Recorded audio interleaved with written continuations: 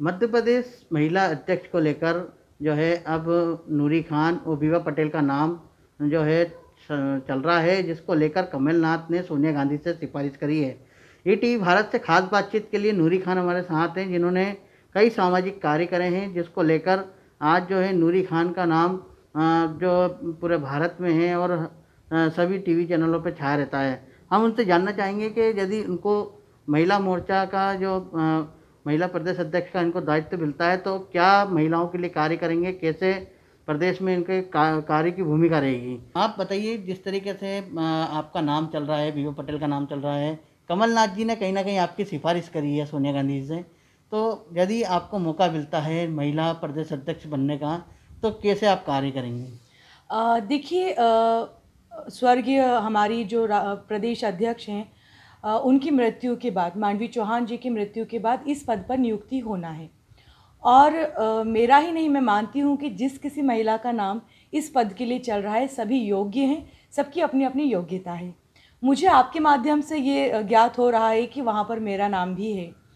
ये मेरे लिए गर्व की बात ज़रूर है, लेकिन मैं पार्टी की एक कार्यकर्ता हूँ और कांग्रेस पार्टी हाईकमान आदरणीय अध्यक्ष कमलनाथ जी मुझे जो भी जवाबदारी देते हैं, चाहे कार्यकर्ता के रूप में एक चौकीदार की जवाबदारी क्यों न दें, मैं उसका निर्वहन ज़रूर करूँगी।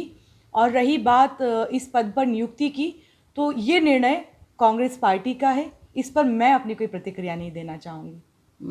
नूरी खान जी, जिस तरीके से प्रदेश में कमलनाथ जी और आप की जैसे अभी कोरोना में आपने बहुत कार्य करा, उसको लेके कमलनाथ जी भी उज्जैन आए थे और आपसे व्यक्तिगत मिलने आए।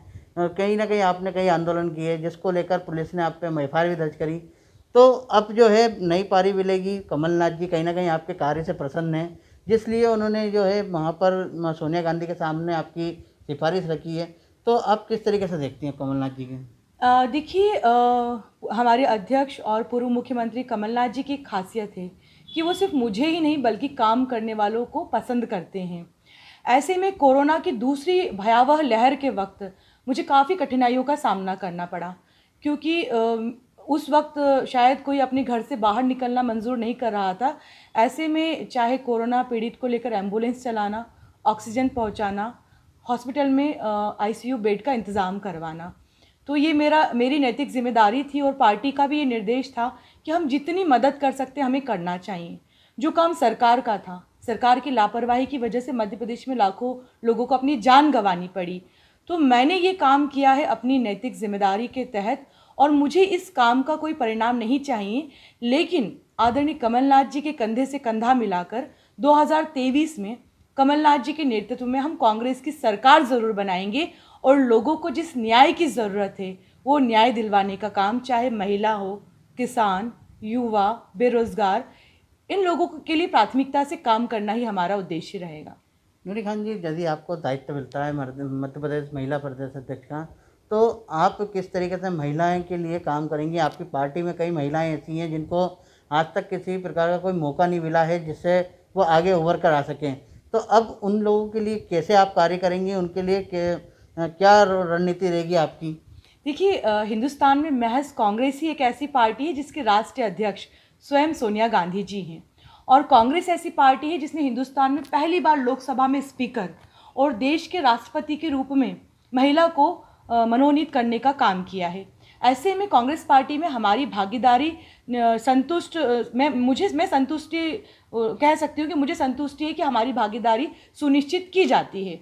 अब मुझे दायित्व मिलना नहीं मिलना ये पार्टी का निर्णय है, लेकिन दायित्व किसी को भी मिले, हम लोग मिलकर एक टीम के रूप में काम करेंगे, क्योंकि महिलाओं को संगठन के साथ साथ आर्थिक रूप से कैसे मजबूत बनाना है, लघु उद्योग, कुटीर उद्योग, साथ में मध्य प्रदेश में अभी वर्तमान में बेटियों की सुरक्षा जो है वो सुनिश्चित नहीं है। लगातार मासूम बेटियों के साथ बलात्कार, ज्यादती की घटनाएं घटित हो रही हैं। नेमावर की घटना, धार की घटना, अलीराजपुर की घटना। तो हमारा उद्देश्य ये रहेगा कि महिलाओं की सुरक्षा सुनिश्चित की जाए, उन्हें संगठन के साथ जोड़ने के साथ साथ आर्थिक रूप से भी मजबूत किया जाए। दीदी, जिस तरीके से देखा जाता है कि कांग्रेस सेवा दल की जो महिलाएं हैं, आज उनको कई सालों से जो कार्य करती आ रही हैं, उनका बुढ़ापा आ गया, पर उनको कहीं ना कहीं पहचान नहीं मिल पाई, उनके लिए क्या आगे आप कार्य कर पाएंगे। देखिए, एक बड़ा अच्छा सवाल आपने उठाया है। सेवा दल एक सेवा भाव से जो भी महिलाएं उसमें रहती हैं वो तो हमारे लिए बहुत सम्मानीय होती हैं, और सोनिया जी, राहुल गांधी जी, पार्टी के शीर्ष नेतृत्व सभी उनका सम्मान करते हैं। आज आपने उनकी भागीदारी की भी बात कही है, तो कमलनाथ जी ने कुछ दिन पहले ही नगर निकाय चुनावों के लिए 50% महिलाओं को प्रभारी के रूप में सभी जिलों में और सभी नगर पालिका, नगर निगम में भेजने का काम किया, जिसमें हमारी सेवा दल की महिलाओं को भी शामिल किया गया। ऐसे में अगर वो अपने वार्ड से सक्रिय हैं तो वहाँ पर उनको टिकट भी दिया जाएगा और किसी भी तरीके से किसी के साथ अन्याय नहीं होगा। यदि आपको अब जो प्रदेश महिला अध्यक्ष का दायित्व मिलेगा और उसमें आपकी जिम्मेदारी भी बहुत बढ़ जाएगी, तो आपको जैसे अभी मध्य प्रदेश में कई जगह नगरीय निकाय चुनाव होना है, पंचायत चुनाव होना है, तो उसको कैसे आप देखेंगी और कैसे आप कार्य करेंगी? देखिए, जनता बहुत त्रस्त है, चाहे पानी की बात हो, बिजली की बात हो, सड़क की बात हो और राशन कार्ड की बात हो, पेंशन की बात हो। ऐसे में ये जो चुनाव है, ये चुनाव बदलाव का चुनाव नज़र आएगा, क्योंकि जनता अब भारतीय जनता पार्टी की असलियत को पहचान चुकी है। ये सिर्फ झूठे वादे करते हैं। अगर हम पेंशन की बात करते हैं, हम राशन की बात करते हैं, हम बिजली के बिलों को माफ़ करने की बात करते हैं, तो कोरोना की दूसरी लहर के बाद ना तो बिजली के बिल माफ़ किए गए हैं, ना ही स्कूलों की फ़ीस माफ़ की गई है। ऐसे में स्थानीय मुद्दों पर चुनाव लड़ना, और मुझे बिल्कुल विश्वास है कि स्थानीय निकायों में जो सरकार बनेगी वो कांग्रेस की बनेगी।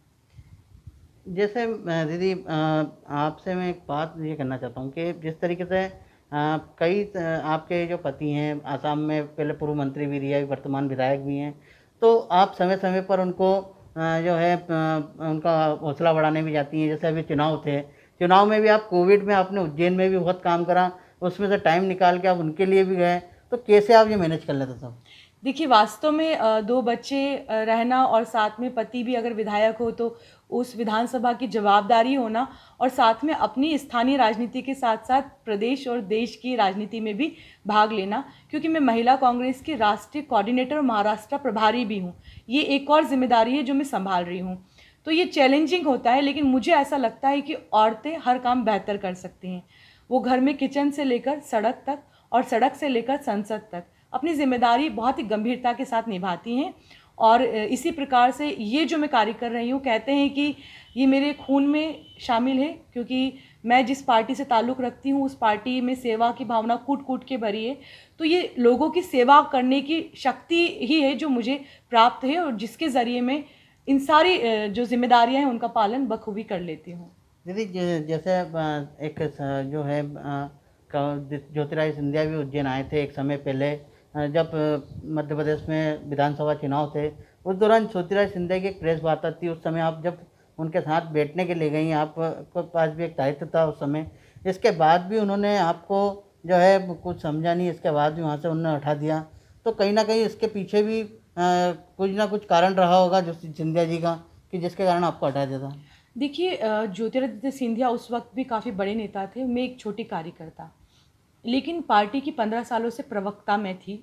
साथ में अखिल भारतीय कांग्रेस कमेटी की नेशनल मीडिया पैनलिस्ट के पद पर भी थी।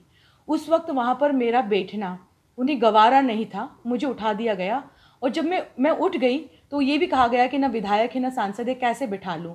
तो ये कहीं ना कहीं ज्योतिरादित्य सिंधिया का एक घमंड था। अगर मैं पदाधिकारी ना होती, एक सामान्य महिला भी होती, तो किसी भी महिला के साथ ये सलूक नहीं करना चाहिए था। लेकिन ईश्वर ने, आप देख सकते हैं कि वो खुद अपने ड्राइवर से चुनाव हार गए। तो कहते हैं कि ईश्वर के यहाँ देर है पर अंधेर नहीं है, और कुछ बातों का जवाब प्रकृति देती है। आज वो केंद्रीय मंत्री भी बन गए हैं, लेकिन जो गद्दारी उन्होंने की है उससे ये साबित हो गया कि उनके खानदान में ही गद्दारी है।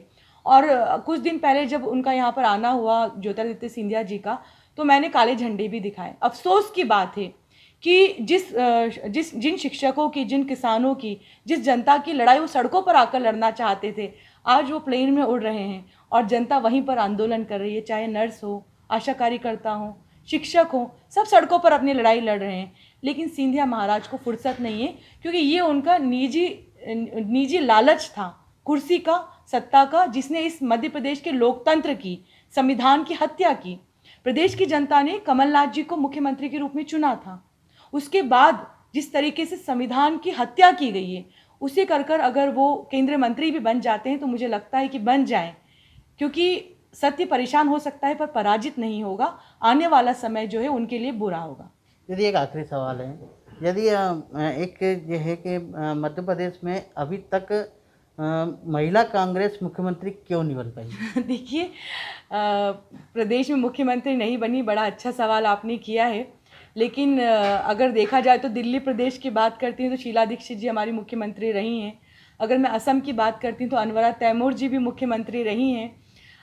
तो ऐसे में मध्य प्रदेश में भी मुझे ऐसा लगता है कि जिस तरीके से अगर आप महिला कांग्रेस की बात करें तो जो हमारे जिलों से अच्छी अच्छी महिलाएं उभर कर आई हैं, तो आने वाला समय महिलाओं के लिए ज़रूर अच्छा होगा। जबकि भाजपा में महिलाओं का प्रतिनिधित्व नहीं है, ना ही सम्मान है, लेकिन कांग्रेस में महिलाओं का सम्मान भी है और इस तरीके का वक्त आया तो ज़रूर मुख्यमंत्री भी बनेंगी। तो ये हमारे साथ में नूरी खान जी थी, जिन्होंने जो महिला सम्मान को लेकर और आगे जो जैसे इनको दायित्व मिलता है तो उसको लेकर कई रणनीति इन्होंने तैयार कर रखी है।